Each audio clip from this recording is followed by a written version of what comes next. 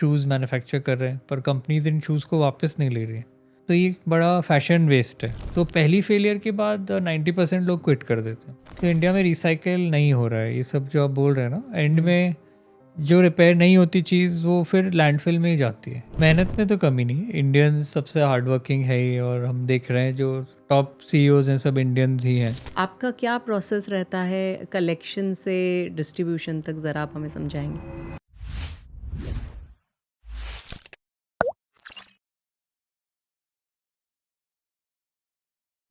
Welcome to make the shift, जहां बातों से शुरू होता है बदलाव। आज इस एपिसोड में हम बात करेंगे श्रेयांश भंडारी से, जो एक सोशल एंटरप्रेनर हैं, एथलीट हैं और को फाउंडर है ग्रीन सोल फाउंडेशन के। श्रेयांश मिसाल है इस चीज़ का कि कैसे एक छोटा सा स्टेप और एक छोटा सा आइडिया आपकी और दूसरों की ज़िंदगी बदल सकता है। तो आइए इस एपिसोड में जानते हैं श्रेयांश की जर्नी के बारे में, उनके मिशन के बारे में और हर कदम की अहमियत के बारे में। Welcome to make the shift Shreyan. Thank you, thanks for inviting. Shreyan, मुझे ये बताइए कि एक एथलीट से चेंज मेकर का आपका सफ़र ये कैसे हुआ? तो एथलेटिक्स एक हॉबी थी जिसके अंदर हम मैराथन रनिंग करते थे। ओके। और मैराथन रनिंग करते हुए काफ़ी सारे जूते हैं जो हम फेंक दिया करते थे। तो जो मैराथन रनर्स होते हैं वो एक जूते को ज़्यादा नहीं पहन सकते, ओके। उनको 3 से 4 बार जूते को बदलना पड़ता है एक साल के अंदर। तो वहीं 3 से से 4 बार एक साल के अंदर? हाँ, क्योंकि 42 किलोमीटर 21 किलोमीटर प्लस उसकी प्रैक्टिस। तो वहीं से हमें आइडिया आया कि क्या हम इन जूतों को रिसाइकिल कर सकते हैं, और इस थॉट को हमने और डीपली सोचा। तो पता लगा कि ऐसे 20 बिलियन जूते हैं, मतलब 20 अरब जूते जो बन रहे हैं, और लाखों करोड़ों बच्चे इनके पास पहनने के लिए चप्पल नहीं है। तो ये काफ़ी कॉन्ट्रास्टिंग रियलिटी है कि एक तरफ जूते हैं जो इतने बन रहे हैं, फास्ट फैशन है, लोगों को फेंकना पड़ रहा है जूते, और इस वेस्ट का कोई ध्यान नहीं दे रहा, और लाखों लोग हैं जिनके पास चप्पल जूते नहीं है। तो इन दो कॉजेज़ को हमने कनेक्ट किया, और अभी हमें ये कॉज करते करते 10 साल हो गए। ओके। और हमने 1 मिलियन या 10 लाख लोगों को, चिल्ड्रन को हमने इम्पैक्ट किया है इससे। जब मतलब ये बहुत एक यंग एज में, आज आपको ये करते हुए 10 साल हो गए आपने बोला, तो आपने एक बहुत यंग एज में शुरुआत की थी। तो जब आपने लोगों को बोला कि मुझे रिसाइकिल करने हैं जूते, आप मुझे दीजिए इसे, तो क्या रिएक्शन मिला आपको? तो जब मैं कॉलेज सेकेंड ईयर में था, ऑलमोस्ट 19 ईयर्स की एज, और तब हमने ये सोचा, और उस टाइम मैं एक कॉलेज प्रोजेक्ट जैसे कर रहा था रमेश के साथ, कि हम मतलब खुद के लिए रिसाइकिल करेंगे, और कॉलेज में एक थीसिस लिख दी इस पे, बस उतना तक ही था। फिर हमने थोड़ा सा और स्टार्ट किया कि हम कुछ कॉम्पिटिशन में हमने अप्लाई किया। तो वहाँ से मतलब आईआईटी बॉम्बे में एक कॉम्पिटिशन था एंटरप्रेन्योरशिप का, जहाँ 7,800 एंट्रीज आई थी। तो उसमें से 7,800 में से क्या चांसेस है कि हम जीते, बट वो हम जीत गए। राइट। लोगों को इतना अच्छा कॉन्सेप्ट लगा। तो फिर हमने सोचा इसमें आगे हमें बढ़ना चाहिए। सस्टेनेबिलिटी के बारे में लोगों को इतना पता नहीं है, पर ये कॉन्सेप्ट अच्छा है, एक नोबल कॉज है कि अब रिसाइकिल कर रहे हैं, किसी को डिस्ट्रीब्यूट कर रहे हैं। तो हमने 2015 में फिर इसकी शुरुआत की, काफ़ी सारी ग्रांट्स हमें मिली। ग्रीन सोल ने हज़ारों जूते चप्पल डिस्ट्रीब्यूट किए हैं। कभी आप कहीं गए हैं रैंडमली और आपने देखा है कि अरे ये तो हमारे यहाँ से डिस्ट्रीब्यूट के जूते चप्पल है, तो आपको क्या फीलिंग आती है? कोई स्टोरी आप हमारे साथ शेयर करना चाहें? तो हमने एक बार डोनेशन ड्राइव की थी, यहाँ से पास में मुरबाद करके एक ओके। जगह है, आई यस। थिंक 2 घंटे होगा। तो वहाँ पे जो बच्चे हैं वो बहुत दूर से वहाँ स्कूल में चल के आते हैं नंगे पाँव। तो जब हमने उनको डिस्ट्रीब्यूट किया तो उन्होंने बताया कि हम मतलब रोड पे चलने से भी डरते हैं, क्योंकि कई बार कोई सांप काट जाए, कुछ हो जाए, तो स्कूल आने में हमें डिफ़िकल्टी होती है। तो जब हमने हमारी स्लीपर डोनेट की तो मतलब उनकी लाइफ में काफ़ी इम्पैक्ट आया। अब हम यहाँ पे मतलब जैसे मुंबई सिटी में हम बैठ के अगर सोचें तो ऐसे चप्पल का हमें इतना इंपॉर्टेंस नहीं है। हर एक राइट। जने के पास 10 एक जूते चप्पल होंगे, फॉर्मल अलग, स्पोर्ट्स अलग, no, people have bathroom slippers means bathroom and slipper भी लॉट ऑफ होती काइंड ऑफ है। स्लीपर कि ये बैठने के लिए कोजी, हाँ ये फरी। हाँ हाँ, बिल्कुल। हर ड्रेस के साथ अलग फुटवेयर होता है। राइट। और पर अगर हम यहाँ से 100 किलोमीटर दूर ही जाए तो रियलिटी एकदम अलग है। वहाँ पे बच्चों के पास चप्पल नहीं है पहनने के लिए।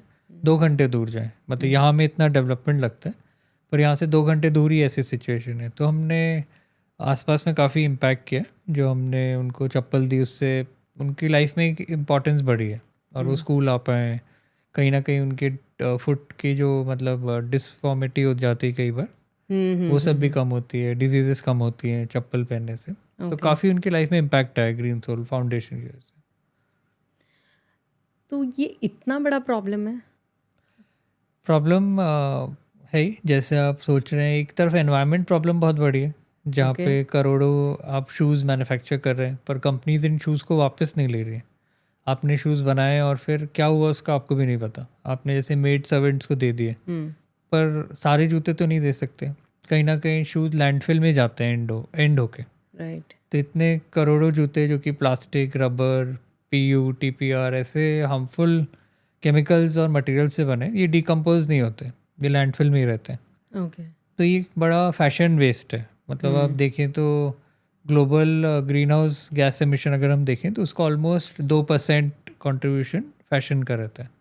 तो बड़ा कंट्रीब्यूटर है और एक बहुत अच्छे एप्लीकेशन में हमने इसको लगाया। जैसे आप देखें, जिस बच्चे के पास चप्पल नहीं है या फिर बैग नहीं है, तो हम जो जूते हैं उसका चप्पल बनाते हैं, जो अपैरल हैं जैसे जीन्स हो या अपैरल हो, उसका बैग मैट बना के उन तक पहुंचाते हैं। तो एक बहुत नोबल कॉज में, इससे मतलब सोशल कॉज भी हो रहा है, एनवायरनमेंट कॉज भी हो रहा है। इसलिए हमें बहुत सारे अच्छे सपोर्टर्स भी मिले हैं इसमें, बहुत सारे कॉर्पोरेट पार्टनर्स, वॉलंटियर्स ओके। और बहुत सारे लोग इस मूवमेंट से जुड़े। नाइस। तो फुटवेयर एक मतलब हम लोग हमेशा अपैरल की आपने जो बात की, तो कपड़ों के बारे में बहुत बात हुई है कि it goes in the sea, it goes in the it's discarded, और फैशन बदल रहा है हर 2 महीने में। पर शू का क्या होता है वो एक्चुअली एक सोचने वाली बात है। तो शू एक ऐसा प्रोडक्ट है जो रिसाइकिल करना बहुत मुश्किल है। तो आपका क्या प्रोसेस रहता है कलेक्शन से डिस्ट्रीब्यूशन तक, ज़रा आप हमें समझाएंगे? तो जो जूता होता है उसको बनाने के लिए आपको 65 पार्ट्स तक भी कंबाइन करने पड़ते हैं और हंड्रेड्स ऑफ स्टेप्स लगते हैं एक जूता बनाने एक में। जूता बनाने में 65 65 पार्ट्स पार्ट्स, हाँ। लेस अलग होती है, लेस की टिप अलग होती है, ओह। इनसोल होता है, आउटसोल होता है, फिर अपर होता है, मैश होता है उसमें, तो राइट। ऐसे अलग अलग फोम होता है। तो एक 65 पार्ट्स वाली चीज़ों को रिसाइकिल करना तो बहुत डिफ़िकल्ट है। तो हम जो करते हैं वो एक्चुअली अपसाइकलिंग है, जिसके अंदर हम जो जूता लेते हैं उसको हम लेसेस अलग करते हैं, पार्ट सारे अलग कर देते हैं। फिर हमारे पास एक पेटेंटेड टेक्नोलॉजी है जिससे हम जो सोल है उसको हम एक स्टैंडर्ड साइज़ में लेके आते हैं। मतलब चाहे आप हमें फॉर्मल दो या सैंडल कलेक्ट करें या चप्पल कलेक्ट करें, एक स्टैंडर्ड साइज़ में हम लेके आते हैं, क्योंकि हम बच्चों को भी डिस्ट्रीब्यूट कर रहे हैं। तो हमारे पास सोल आ गया जो कि एक रॉ मटेरियल हो गया, बेस हो गया चप्पल का। और जो अपर होता है, जो उसका ऊपर का स्ट्रैप होता है, वो कुछ तो शूज़ से आता है और कुछ नया मटेरियल हम लगाते हैं, ताकि जो बच्चों की स्किन पे टच हो रहा है वो सारा नया मटेरियल हो और बाकी सारा ओल्ड हो। ओके। तो 60 to 70% जूता इसमें यूज़ हो जाता है। और जो 30% जूता बच जाता है उसका हम क्रश करके ग्रैनुअल बना लेते हैं और वो ग्रैनुअल के भी हम कंपोनेंट्स बना के फिर उसको रीसेल कर सकते हैं। ओके। तो हम ये मतलब एक तरह से देखें तो जो वेस्ट जूता है वो हमारा रॉ मटेरियल है, जिससे हम सोशल वर्क भी कर रहे हैं और फिर उसको 30% कंपोनेंट्स भी बना रहे हैं। ओके। राइट। तो एक तरह से इसको बोलते हैं मतलब सर्कुलर इकोनॉमी, जहाँ पे एक जूते का जो लाइफ है उसको एंड करने की ज़रूरत नहीं, उसको वापस से साइकिल में लाया जा सकता है।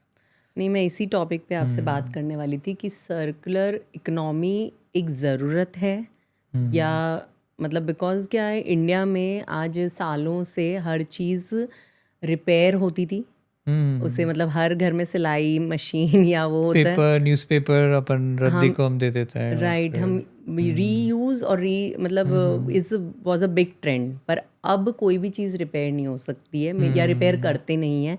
क्लोथ्स रिपेयर नहीं होते हैं, वो फट गए उनको डिस्कार्ड कर दो। शूज़ कोई मोची के पास, आई हार्डली थिंक कोई जाता है, कम हो गए, मोची दिखते भी नहीं। बिल्कुल राइट। और गैजेट्स हो गए, वो रिपेयर नहीं हो सकते हैं। या फिर एज हमारी एक गेस्ट थी, उन्होंने कहा कि बहुत सस्ते हो गए हैं तो लोग ख़रीद लेते हैं। कोई टोस्टर हो गया या कोई भी चीज़ ऐसी। तो ये आप जो बोल रहे थे circular economy, is it a need of this time?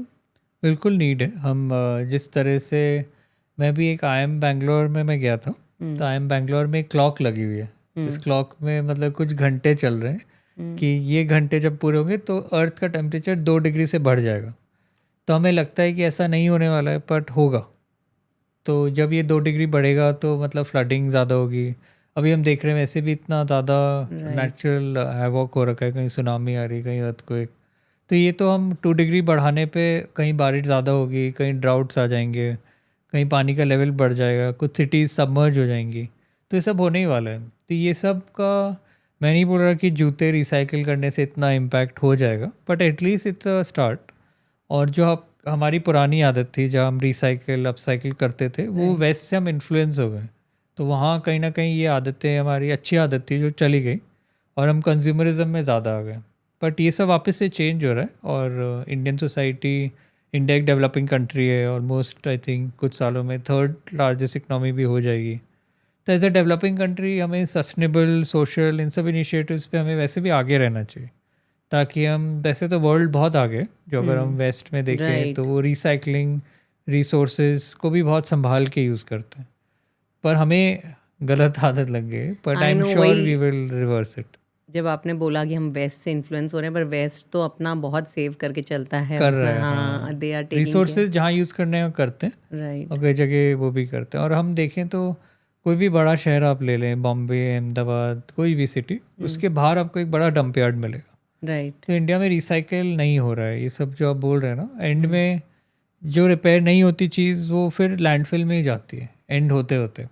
तो बेटर है हम इसको रीयूज़ करना चालू करें तो वेस्ट टू लैंडफिल कम हो जाए। हमारे जो जूते, मैं आपको जो बता रहा हूँ, 10 लाख बच्चों को जो हमने चप्पल दिए, वो जूते लैंडफिल तक नहीं गए, हमने कंज्यूमर से ही ले लिया। राइट। आप समझे, कंज्यूमर से ही कलेक्ट हो चुके हैं और वापस से उसका रीयूज़ कर लिया गया ताकि वो लैंडफिल तक नहीं पहुँचे। तो और अब इसको हम बार बार रिसाइकिल कर सकते हैं, ज़रूरी नहीं कि एक ही बार रिसाइकिल किया, कंपोनेंट जैसे आपका बन गया उसको वापस से क्रश करके वापस रीयूज़ करो। तो इससे मतलब हमने स्टडी भी की, पता लगा 10 पाउंड ऑफ कार्बन एमिशन हमारा सेव हो रहा है पर पेयर जो हम रिसाइकिल करें, व्हिच इज़ फैंटास्टिक। तो ये एक एक्सटेंशन ऑफ लाइफ में आता है। मतलब RRR होता है ना, जैसे रिसाइकिल, रिड्यूस, रीयूज़। तो ये रीयूज़ में ज़्यादा आता है, पर इससे भी फ़ायदा है, इससे भी काफ़ी बेनिफिट है। नहीं, एक्चुअली अगर हम सब अपना बेट करें तो मेरे ख्याल से हाँ, अगर सब बेट करें तो डेफिनेटली बहुत इफेक्ट आएगा। हर कोई आपकी इस मुहिम का हिस्सा कैसे बन सकता है, कैसे आप तक वो शूज़ पहुंचते हैं या कैसे पहुंचने चाहिए, आप अगर कुछ डायरेक्शन दें तो जो हमारे वेबसाइट है greensoulfoundation.com, उसके अंदर कलेक्शन सेंटर्स करके पेज है। तो ऑलमोस्ट हमारा मतलब आप बोले नॉर्थ और साउथ को थोड़ा सा छोड़ के मिड में पूरा ईस्ट टू वेस्ट काफ़ी हमारे कलेक्शन सेंटर्स हैं। और उन कलेक्शन सेंटर्स का एड्रेस दिया हुआ है, तो वहाँ जाके लोग डोनेट कर सकते हैं। इसके अलावा अगर वो कोई सोसाइटी में कलेक्ट कर रहे हैं 1000 या 500 शूज़, तो वो हमें कांटेक्ट करें, हमारे जो care@greensoul.in पे अगर वो डालेंगे तो हम पिकअप भी करवा लेते हैं। अगर बड़ी क्वांटिटी है, सपोज़ आपका ऐसी हाउसिंग सोसाइटी है जहाँ पे बहुत सारी बिल्डिंग्स हैं, तो वहाँ अपने बल्क में कलेक्ट किया, वहाँ से हम कलेक्ट कर लेते हैं। ओह, दैट्स फैंटास्टिक। मतलब ये तो सिटीज़ में एक बहुत बड़ा हेल्प है आप लोगों की फाउंडेशन की तरफ से, कि जहाँ कहते हैं कि समय कहाँ है, तो this is also a good facility you are providing. तो I think whoever is listening should really contact you guys and make a difference from their side. बिल्कुल बिल्कुल। आप अक्सर बात करते हैं वॉक द टॉक की, तो आप अपनी पर्सनल लाइफ में सस्टेनेबिलिटी को कैसे यूज करते हैं? तो जो जैसे आप वॉक द टॉक की बात कर रहे हैं, उसके अंदर जैसे जहाँ मैं रहता हूँ भी बहुत नेचुरल एनवायरनमेंट है। मैं उदयपुर में रहता हूँ, वहाँ हम एक गर्ल्स बोर्डिंग स्कूल भी चला रहे हैं, हेरिटेज गर्ल्स स्कूल, और उस मतलब एक आइलैंड जैसा है, वहाँ मैं रहता हूँ उदयपुर के अंदर। और वहाँ पे मतलब बहुत ग्रीनरी है, हम सोलर पावर भी यूज़ करते हैं, और प्लास्टिक की जगह मतलब हम ग्लास यूज़ कर रहे हैं, और कंपोस्टिंग हो रही है। और मतलब ऐसा नहीं कि हम बहुत ज़्यादा कुछ कर रहे हैं, बस मिनिमलिज्म, जितना ज़्यादा मतलब हम चीज़ें मिनिमाइज़ कर सकें, जिसमें हमारा मतलब जितना रिक्वायर्ड है उतना ही यूज़ करें। तो वो कॉन्सेप्ट पे डेफिनेटली हम चल रहे हैं। और जैसे हम खुद फाउंडेशन जो चला रहे हैं वो रिसाइकलिंग के बारे में, तो डेफिनेटली हमारे जो शूज़, क्लोथ्स हैं, या हमारे जो जितना भी जैसे हेरिटेज गर्ल्स स्कूल, उसके जितने भी एम्प्लॉय स्टूडेंट्स हैं, सब उसमें पार्ट ले रहे हैं, ग्रीन सोल फाउंडेशन के भी। तो हम सब एज अ फैमिली कंट्रीब्यूट कर रहे हैं कि हम टूवर्ड्स ये मतलब जितना हमारी तरफ से जितना हो पाए वो योगदान हो पाए वो हम करें। राइट। इतना डीपली इम्पैक्टफुल स्टार्टअप ड्राइव करना इजी नहीं है, तो आप हमें बताएंगे कि आपको क्या डिफ़िकल्टीज फेस हुई और कैसे आपने उससे नेविगेट किया? तो जो आप चैलेंजेस की बात कर रहे थे, तो ऐसा सीधा रास्ता तो किसी के लिए नहीं हो सकता। जितने चैलेंजेस होंगे उतना ज़्यादा हम सीखते हैं और आगे बढ़ते हैं। पर एक अच्छा लगता है कि आंखों के सामने मतलब एक पेड़ आप रिसाइकिल कर रहे हो और उसी को देखा कि लाखों 10 लाख तक हम पहुंच गए और एक अच्छा काम कर रहे हैं। जितना बढ़ेगा उतना फ़ायदा होगा। राइट। और इसके अंदर जैसे हमने स्टार्ट किया तो पहला पेड़ बनाना इजी नहीं था। मतलब हमें खुद कलेक्ट करना है एक पार्क से, उसको लेके जाना है। हमें पता भी नहीं कहाँ बनता है जूता, कहाँ रिसाइकिल होगा। तो एक ठक्कर बप्पा करके कॉलोनी है जहाँ हज़ारों वर्कर्स काम करते हैं जो कि जूते बनाते हैं। मतलब कॉबलर कम्युनिटी है। कॉबलर हमें रास्ते पे तो नहीं दिखते, बट ये बैक एंड पे काफ़ी मैन्युफैक्चरिंग हो रही है। तो एक तरह से कुर्ला के अंदर आता है ठक्कर बप्पा। तो वहाँ हम गए, हम ये जूते लेके गए कि हमें इसका चप्पल बनाना है। हमने खुद तो बना लिया था, रमेश ने भी बनाया एक चप्पल। पर ये हम सोच रहे थे 50-100 पेयर कैसे बनाएंगे। तो उन्होंने मना कर दिया कि पुराने जूते तो हम हाथ नहीं लगाएंगे, नए मटेरियल पे हम काम करते हैं। फिर हमने इसको पेंट किया खुद, मतलब स्प्रे पेंट से, तो नया जैसा लगा। तो उन्होंने बोला हाँ चलो इस पे हम बनाते हैं। तो एक शुरुआत देखिए कि कॉलेज में हम पढ़ रहे हैं, वहाँ से टाइम निकाल के ट्रेन से जाना पीडीपी जो कि यहाँ पे है साउथ बॉम्बे में, वहाँ से कुर्ला जाना हर रोज़, वहाँ पे हमें ये करना। तो बहुत ही ऐसा स्टार्ट होता है कि लगे कि छोड़ ही दो, करना नहीं करना बेटर है। एग्जैक्टली। तो उस टाइम चलते रहना चाहिए। और आज इस स्टेज पे भी आके रुकने की ज़रूरत नहीं है, क्योंकि यहाँ से भी हो सकता है ये एक स्टार्टिंग पॉइंट हो। तो कोई भी ऐसा जर्नी का पॉइंट नहीं है कि हाँ बस सब पहुँच गए। ये एक एंडलेस जर्नी है। जितना आप और आगे नए नए रास्ते खुलते जाते हैं। जैसे हमने जब हम जूते रिसाइकिल कर रहे थे तो हमें पता नहीं था हम 10 लाख जूते बना लेंगे, या फिर हम सोचा नहीं था हम अपैरल कर लेंगे। कई जगह हमने स्किल सेंटर भी खोले हैं। फिर हमने रिटेल भी किया है, ग्रैनुअल भी किए हैं, और बड़ी बड़ी कंपनीज़ हैं जैसे वर्ल्ड बैंक है, रोल्स रॉयस आपने सुना होगा। Yes of course. ये सब कंपनीज़ भी हमें फंड करती हैं। तो ऐसी बड़ी कंपनी भी हमें रीच आउट करती है कि हम आपके CSR करेंगे। रोल्स रॉयस की फैक्ट्री में मतलब कलेक्शन ड्राइव हुआ है। Oh nice. तो आप सोचें किस तरह से, मतलब माइक्रोसॉफ्ट भी हमसे जुड़ा हुआ है। तो हर कंपनी, अमेज़ॉन, मतलब आप सोचें तो कोई ना, हर कंपनी कैसे ना कैसे ग्रीन सोल से काफ़ी कंपनी जुड़ी हुई है। मतलब ऐसा तो नहीं 5000 कंपनीज होंगी तो उसमें से 100-200 बड़ी कंपनीज ग्रीन सोल से जुड़ी हुई। तो जैसे 2015 में हमने स्टार्ट किया, तो अभी आपको सस्टेनेबिलिटी वर्ड फिर भी सुनाई दे रहे हैं। राइट। 8-10 साल पहले आई एम श्योर किसी ने मतलब सुना भी नहीं होगा, बहुत कम। इसका मतलब 100 में से 2 लोग इसकी बात करते होंगे, आज 100 में से 20 बात करते हैं। तो जो उस टाइम लोगों को कन्विंस करना थोड़ा मुश्किल होता है। और जब जैसे हमने प्रियदर्शनी पार्क है बॉम्बे में, तो वहाँ पे हमने हमारा पहला कलेक्शन बॉक्स लगाया। तो खुद हमने बॉक्स प्लेस किया, खुद शूज़ हम रिसाइकलिंग के लिए ले जाते थे। तो वहाँ मतलब जैसे 30 पेयर्स कलेक्ट होते थे सपोज इन अ वीक। तो आज वो नंबर अराउंड 8-10,000 हो गया, 30 से 10,000 पहुँच गए। और साल में जैसे अगर हम 3-4,000 रिसाइकिल कर लेते होंगे, आज 2 लाख प्लस जूते चप्पल हम रिसाइकिल करें, जो कि आगे जाके 10 लाख पेयर तक भी जा सकता है एक साल के अंदर। वाह। तो काफ़ी हमने स्केल अप किया। और इंडिया ऐसी कंट्री है जहाँ रिक्वायरमेंट बहुत है, डिस्ट्रीब्यूशन का भी, कलेक्शन का भी। और क्योंकि एक अच्छा कॉज है तो इसको सपोर्ट जो लोग कर रहे हैं, जैसे जो बड़ी कंपनीज़ हैं, उनके पास भी अब फंड अवेलेबिलिटी बढ़ रही है कि सस्टेनेबिलिटी में इन्वेस्ट करो, CSR करो, ESG करो। ESG की भी एक सेपरेट रिपोर्ट होती है, एनवायरनमेंट सोशल गवर्नेंस। तो इन सब चीज़ों से हमें ज़्यादा, जैसे वर्ल्ड बैंक है, वर्ल्ड बैंक भी हमें फ़ंड करता है ग्रीन सोल फाउंडेशन को। तो हर तरफ से अगर आप अच्छा काम कर रहे हैं तो फंडिंग आ जाती है इसको आगे बढ़ाने के लिए। पर आपका जो डिस्ट्रीब्यूशन ड्राइव है दैट इज़ एब्सोल्युटली फ्री। हाँ, वो बिल्कुल फ्री है। बच्चों से हम चार्ज नहीं करते। जो कॉर्पोरेट, जैसे आपने जूता दिया, उसकी जो स्पॉन्सरशिप है, जैसे रिसाइकलिंग कॉस्ट, उसको ट्रांसपोर्ट करना और चीज़ें डिस्ट्रीब्यूट करना, ये सब कॉर्पोरेट्स पे करते हैं। तो कॉर्पोरेट का CSR कंप्लायंस, एनवायरनमेंट, ESG सब कंप्लीट हो जाता है।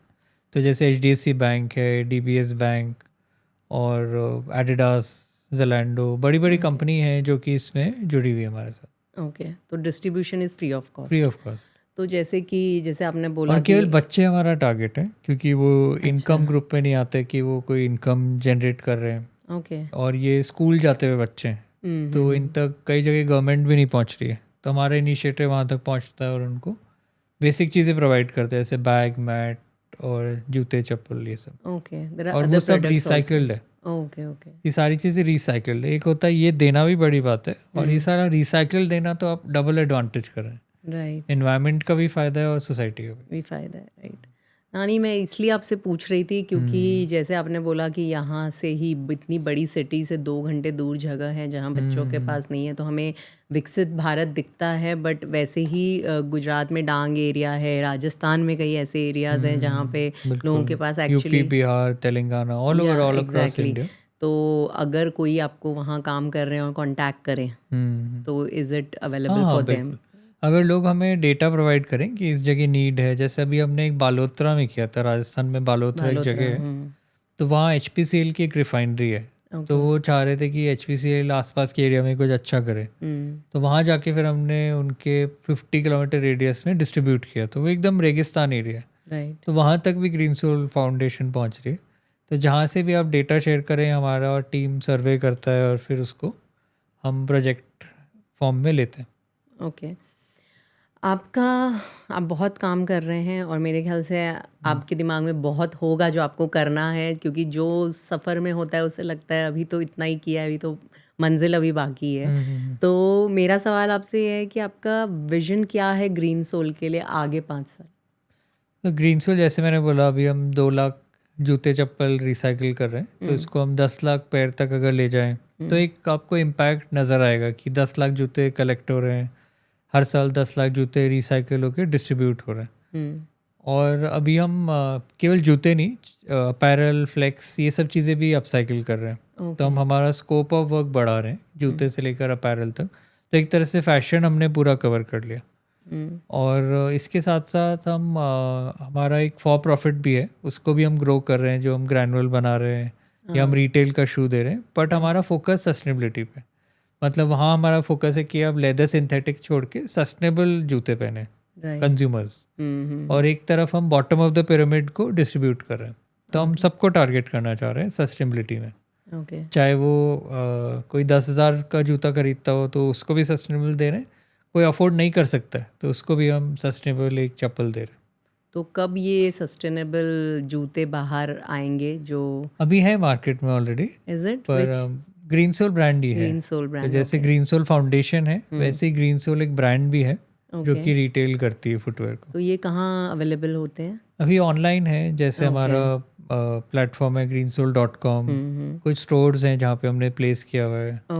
जितने भी हमारे ऑनलाइन ई-कॉमर्स प्लेटफॉर्म्स हैं सब पे है ये। तो उसके अंदर जैसे हमने हेम्प यूज़ कर लिया, वुड कॉर्क हो गया, कॉफ़ी ग्रैनुअल हो गए, फिर शू लेसेस हो गए, ये सारी चीज़ों से, या शू डस्ट हो गई, जूते का जो चूरा होता है डस्ट करके, ये सब हमने हमारे प्रोडक्ट्स में यूज़ किया हुआ है।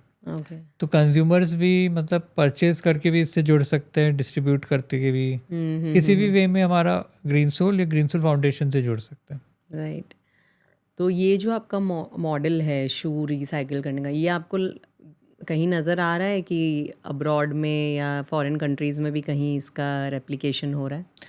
हमने जो जिस तरह का हम कर रहे हैं ये फर्स्ट इन द वर्ल्ड है, बट इस तरह की चीज़ें अलग वे में हो रही है। जैसे नेदरलैंड्स के अंदर जितने भी जूते हैं वो रिसाइकिल हो रहे हैं, पर उसका पार्ट्स अलग अलग कर देते हैं, जैसे रबर अलग, लेसेस अलग, और रबर का वापस अलग यूज़ करते हैं। मतलब इस तरह से सोशल इनिशिएटिव नहीं है। US में भी हो रहा है सोल्स फॉर सोल, जिसके अंदर जो जूते हैं, पुराने जूते, उसको अफ्रीका में दे देते हैं और वहाँ पे ये लोग इसको सेल करके इनकम जनरेट करते हैं। तो वो वहाँ पे जूते डिस्ट्रीब्यूट भी हो रहे हैं और एंटरप्रेन्योर्स क्रिएट कर रहे हैं। तो US में भी हो रहा है, यूरोप में भी हो रहा है, इंडिया में भी हो रहा है, पर तीनों का मॉडल एकदम अलग अलग है। कई जगह गवर्नमेंट भी इस इनिशिएटिव को सपोर्ट कर रही है, क्योंकि अल्टीमेटली गवर्नमेंट का भी एक मैंडेट होता है कि वेस्ट कम हो, या एनवायरनमेंट डिपार्टमेंट्स होते हैं गवर्नमेंट के, तो कई जगह गवर्नमेंट भी इस इनिशिएटिव्स को सपोर्ट कर रही है। राइट। तो इंडिया में गवर्नमेंट का ऐसे कोई पॉलिसीज़ है या कोई सपोर्ट है? तो हमें जो PSUs होते हैं उससे CSR फंडिंग आती है। गवर्नमेंट के प्रोग्राम होते हैं, स्वच्छता भारत अभियान होता है, स्वच्छता पखवाड़ा एक PSU में होता है, पब्लिक सेक्टर यूनिट जो होती है, ONGC, BPCL और जितनी भी इतनी सारी कोल इंडिया इतनी कंपनीज होती हैं। तो उन कॉर्पोरेट्स को जब हम पेच करते हैं तो उनसे हमें थोड़ी फंडिंग मिलती है, जिससे हम ये इनिशिएटिव, मतलब प्राइवेट के साथ साथ पब्लिक कंपनी से भी हमें फंडिंग मिलती है करने के लिए। गवर्नमेंट के काफ़ी सारे अवार्ड्स होते हैं, अभी हमें भामाशाह अवार्ड मिला था ओके। भामाशाह करके गवर्नमेंट की स्कीम है। तो जिस जिस रीजन में हमें इम्पैक्ट किया था तो वहाँ से हमें एक अवार्ड, एक फेलिसिटेशन मिला। राइट, उससे आपका उत्साह भी बढ़ता है। हाँ, काफ़ी गवर्नमेंट फंडिंग्स भी होती हैं, वो भी धीरे धीरे और हमें डेफिनेटली मिलेंगी। मतलब आपने ये प्रूव किया कि कोशिश करने वाले की हार नहीं होती। हाँ बिल्कुल। तो अब मैं आपसे पूछूंगी, आप क्या मैसेज देना चाहते हैं उन यंग लोगों को जो कुछ इम्पैक्टफुल करना चाहते हैं पर उन्हें पता नहीं है शुरुआत कहाँ से करनी है, और वही बात है जो एक डर होता है कि कैसे, क्या, कहाँ। तो आप उनको क्या डायरेक्शन देना चाहेंगे? हमने जब स्टार्ट किया था तब तो बहुत मतलब इतना इकोसिस्टम भी नहीं था। आज एंटरप्रेन्योरशिप के बारे में हम ज़्यादा जानते हैं। Right. बहुत सारे फंड्स हैं, गवर्नमेंट के भी ऑफिसेज अवेलेबल हैं जहाँ आप मतलब फ्री ऑफ कॉस्ट ऑफिस ले सकते हैं। आपको सीड फंडिंग भी फ्री ऑफ कॉस्ट मिल सकती है। तो स्टार्ट करने के लिए तो सारे एवेन्यूज़ खुले हुए हैं। आपका कोई आइडिया है और आप उसको इम्प्लीमेंट करना चाहते हो तो स्टार्ट करना ईजी है आजकल। और इंडिया ऐसी कंट्री है, अगर यहाँ एंटरप्रेन्योर्स आगे बढ़ेंगे, प्रॉब्लम सॉल्व करेंगे, और अभी हमें ग्लोबल कंपनीज भी बनानी है इंडिया से। अभी आप देखें तो फेसबुक है या गूगल है, जितनी बड़ी कंपनीज हैं वो हमें आज यूज़ करनी पड़ रही हैं सारी कंपनीज, पर इंडियन कंपनीज को बाहर कोई इतने लोग यूज़ नहीं कर रहे हैं। प्रोडक्ट्स जो हैं या सर्विसेज हैं इतना ज़्यादा ग्लोबल नहीं है। कोई आपको फुटवेयर ब्रांड पता है इंडिया से जो कि बाहर बहुत वर्ल्ड फेमस हो? ऐसा मैंने तो नहीं सुना है कहीं। नहीं।